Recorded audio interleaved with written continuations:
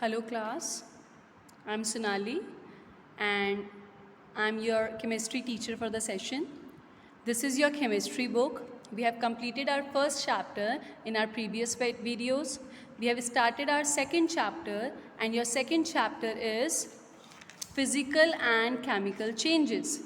Okay, your second chapter is physical and chemical changes. So we have started this physical and chemical changes in our previous two videos. We have completed the classification basis. How are the changes classified as reversible and irreversible changes, its examples, then periodic and non-periodic changes, desirable and undesirable changes. Then in our next video, we started about physical and chemical changes. Okay, so we have completed the examples of the physical changes, the examples of the chemical changes, as well as the difference between the two. So the difference between the two, we can revise it one more time. So the difference between the physical and the chemical change, what were that? A physical change is always temporary, but a chemical change is always permanent. Then the second one is physical change is reversible.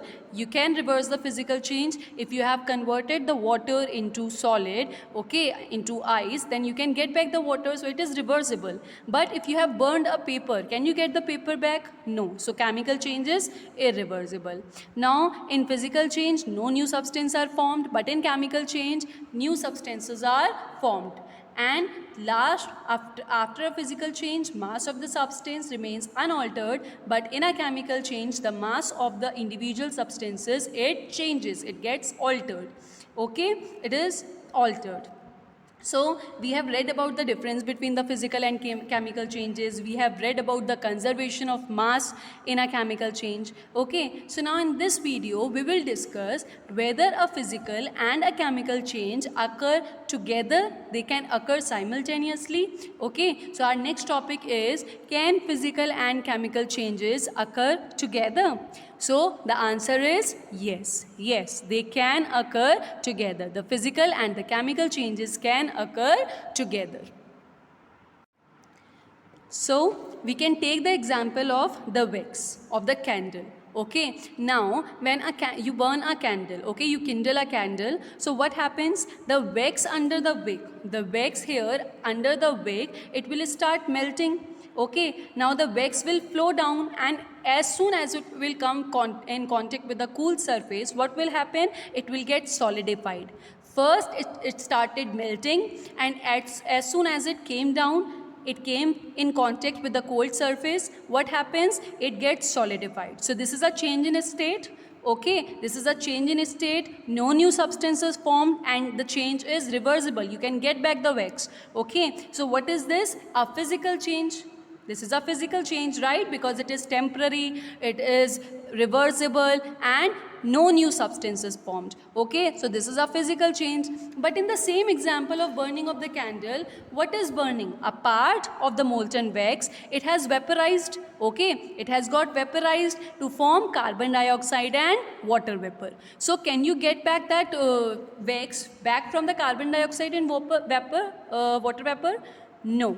Okay, so this change is permanent, this change is irreversible, and a new substance is formed, that is carbon dioxide and water vapor. So it is a chemical change. Okay, so in the example of burning of candle, you can clearly see that there is a physical change also and there is a chemical change also. So both the changes can occur simultaneously, both the changes can occur together. Okay, now our next topic is physical and chemical changes. It involves energy change. There is an energy change in physical and chemical changes. So there is a change in energy when a physical and a chemical change occurs, and it is usually in the form of heat. So it is either taken in or given out. So if it is taken in, what is that process known as? Taken in means absorbed, okay? Or either it is given out. Given out means it is evolved from our body, okay? So you have to remember these two terms, absorbed and evolved. Absorbed means to take in, and evolved means to give out. Understood? So we get two definitions from here, the two types of changes, okay, that is exothermic and endothermic changes. Exothermic and endothermic changes. What is an exothermic change? A change during which heat is given out. Given out means evolved. Okay, if a change is occurred, if a physical or a chemical change is occurred and the heat is given out in that change, then that change will be known as exothermic change. Okay, but if in a change heat is taken in, means absorbed, if in a physical or a chemical change heat is taken in or absorbed, then that change is known as endothermic. Then that change is known as endothermic. Okay, so they are either exothermic or endothermic. Now, there are also many changes which are neither exothermic nor endothermic. Neither the heat is given out nor the heat is taken in. Okay, so the formation of heterogeneous mixture, it is a common example of this type of change. If there is a mixture of heterogeneous mixture, okay, then that is an example. For example, when sand is mixed with salt or water, no heat is given out and no heat is taken in. So if you will ask an example in which a change in which the heat was neither taken in, the heat was not given out. So you can give an example of a heterogeneous mixture of sand with salt and water. Okay, when sand is mixed with salt and water, the heat is neither given out nor it is taken in. Okay, so this was about your chemical change involves the energy change, that is exothermic and endothermic changes. Okay, now we will discuss about the energy changes in a physical change. Okay, what happens when a physical change occurs and the energy change takes place. So the first one is changes in state. The state changes, there is a change in state in a physical change. So we will discuss about it. What happens? How does an energy change takes place? Now energy change takes place during a change in state. A solid absorbs heat in order to melt and a liquid absorbs heat in order to change into vapor. You have studied the change in state. Solid changes into liquid, liquid changes into vapor. So how are they changing? How the state is changing? Because they are absorbing the heat. Okay, they are taking in the heat. So when the heat is taken in or it is absorbed, these are the endothermic changes. Okay, now on being cooled, you have read about the condensation. Okay, so on being cooled, gases and vapors, they condense and liquid also freezes. So when this reverse process is taking place, okay, when condensation and freezing is taking place, what happens? Heat is given out. That's why they are freezing or that's why they are condensing, because heat is given out. So when the heat is given out or evolved, what are those changes known as? Exothermic changes. So these are the two changes, endothermic and exothermic, in the change of state. So you can take an example for it. What you have to do is, you have to, this is an activity for you and a very simple activity. You have to take a little water in a glass bowl or a steel bowl. Okay, and then you have to pour boiling water into a mug. Okay, you have to pour boiling water into the mug and you have to take a small quantity of normal water in steel or glass bowl. Okay, now when you will hold this bowl in the above this mug, what will happen? The boiling water, it will release the vapors, it will change into the vapors, okay, and those vapors, they will condense here, okay, on below of the bowl. The water vapors will start condensing here, okay. After some time, just look into the water of the bowl, okay, just touch it, you will feel it warmer. Okay, you have taken the normal water, but it will become warmer. Okay, so why it is becoming warmer? Because the water vapor has condensed. Okay, and it has transferred the heat to the cold water in the bowl, to the normal water in the bowl. So heat is being transferred and so water in the bowl becomes warm. So it was an example of energy change. Okay, now we have to discuss why an energy change takes place in change of state. We will discuss it now. Now why does this happen? This happens, you have studied about the kinetic energy possessed by the molecules of the substance. You have studied about the kinetic energy. It is due to the motion. Okay. Now this kinetic energy possessed by the molecules of substance, it is different for different substances, for different states. Okay. Now it is lowest in the solid state. Okay. You have studied about it. Kinetic energy of the molecule is lowest in the solid state, a little bit higher in the liquid state, and the highest in the gaseous state. So what is happening?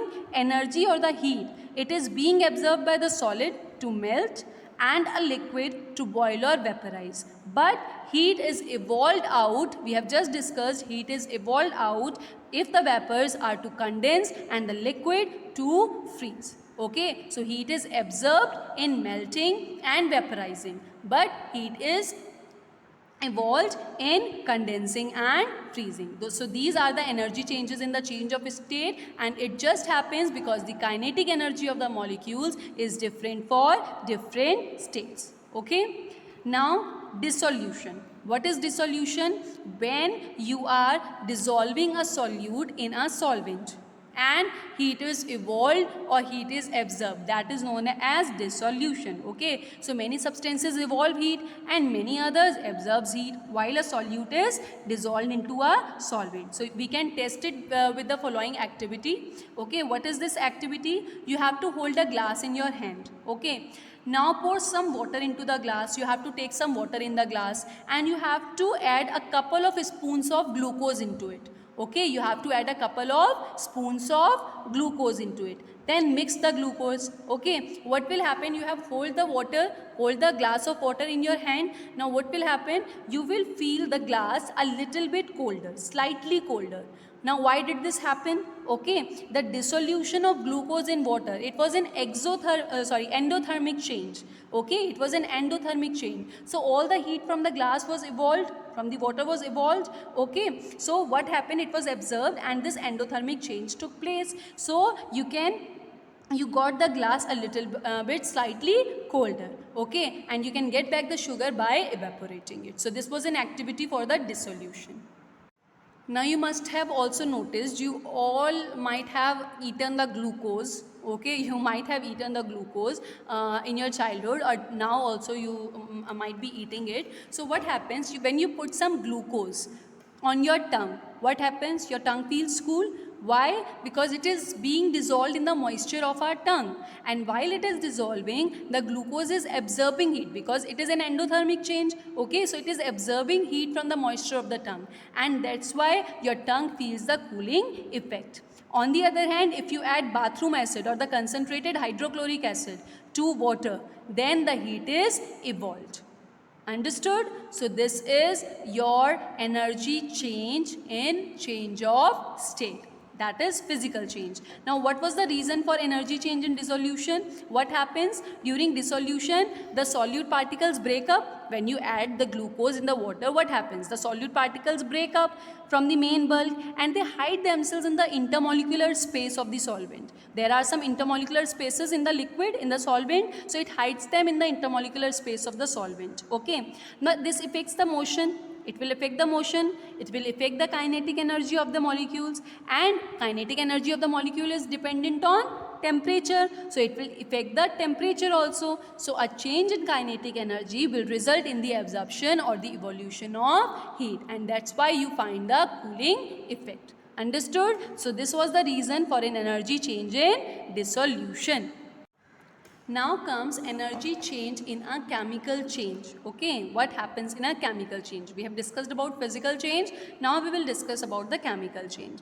So first one is burning. Now you know that both heat and light are emitted when anything burns. You must have seen burning when you kindle a matchstick or when you kindle a candle. What happens? Heat and light are emitted. They are evolved when burning takes place. So in a chemical change, in example of burning, heat is evolved. Second one is your photosynthesis. So what happens in the photosynthesis? Chlorophyll, the green pigment of the leaves, it absorbs sunlight energy and helps the plant produce glucose and oxygen from water and carbon dioxide. You must have studied about the photosynthesis process. Okay, so in the photosynthesis process, what is happening? The sunlight energy is being absorbed. So it is an endothermic change. Next one is slaking of lime. What happens in the slaking of lime?